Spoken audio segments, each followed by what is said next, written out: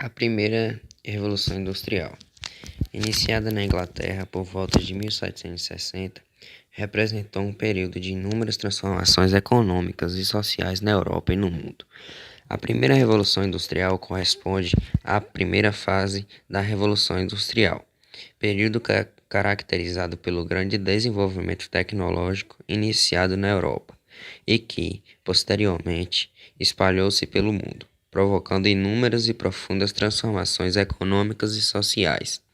A Revolução Industrial iniciou-se por volta de 1760, marcando a transição de um sistema feudal para o sistema capitalista, e durou até meados de 1850, quando, então, iniciou-se a segunda fase da Revolução Industrial. A Revolução Industrial foi dividida em três fases, baseadas nos avanços tecnológicos alcançados e suas consequentes transformações. A principal indústria no período da primeira Revolução Industrial era a têxtil. Nesse período, surgiram diversas indústrias de tecidos de algodão que utilizaram o tear mecanizado. A produção desses tecidos era destinada às exportações, sendo um dos maiores impulsionadores da economia inglesa. A Revolução provocou intensas transformações no sistema produtivo. Surgiram as indústrias e um novo modo de produção. A manufatura deu lugar à maquinofatura. Houve um aumento de mão de obra e sua consequentemente desvalorização. Novas relações de trabalho surgiram mediante a existência de duas classes, a burguesia e os proletariados. Os trabalhadores passaram a exercer funções específicas.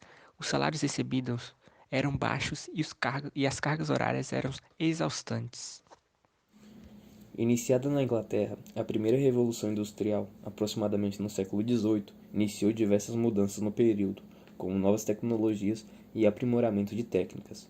Como maior mudança, podemos citar a mudança no processo produtivo, onde a mão de obra humana, seja ela feita por homens, mulheres ou até crianças, passou a ser feita por máquinas automatizadas. Esse processo custou o trabalho de alguns e trouxe a segurança a vários, principalmente às crianças. Criou-se também a necessidade de capacitação e preparo do novo mercado. Agora eu vou falar sobre o pioneirismo inglês. Geralmente, essa expressão é utilizada para atentar ao fato de a Inglaterra ter sido a primeira potência mundial a passar por uma revolução tecnológica, tal qual foi a primeira revolução industrial.